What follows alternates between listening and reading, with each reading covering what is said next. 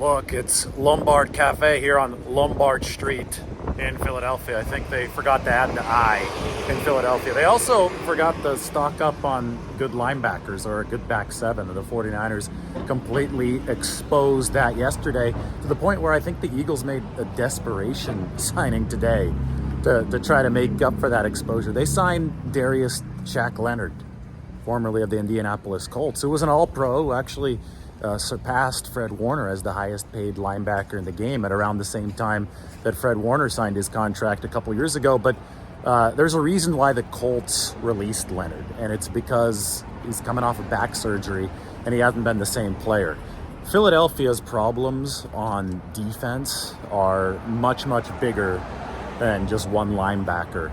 Or even if they added a true all-pro, like right now an all-pro to that position, they wouldn't solve their problems defensively. They just aren't good on the back end. And the 49ers completely exposed that yesterday. They've got the weapons to do it, right? They've got Christian McCaffrey, they've got Deebo Samuel, Brandon Ayuk, George Kittle. The coverage was not adequate for Philadelphia. On the other side, the coverage was adequate for the 49ers. Steve Wilks deserves a lot of credit. I'll talk about him a little bit later tonight. But Ambry Thomas has emerged, 3 pass breakups, and Charvarius Ward had 4 pass breakups for the 49ers. He now leads the NFL in PBUs with 15. There's no other player in the NFL that has more than 13 pass breakups.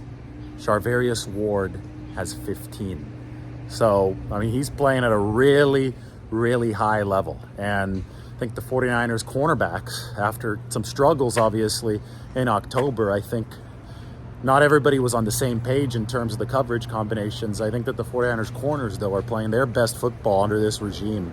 And now that everything's vibing with Steve Wilks moving down to the field, I think it's safe to say that he's doing a good job for this football team.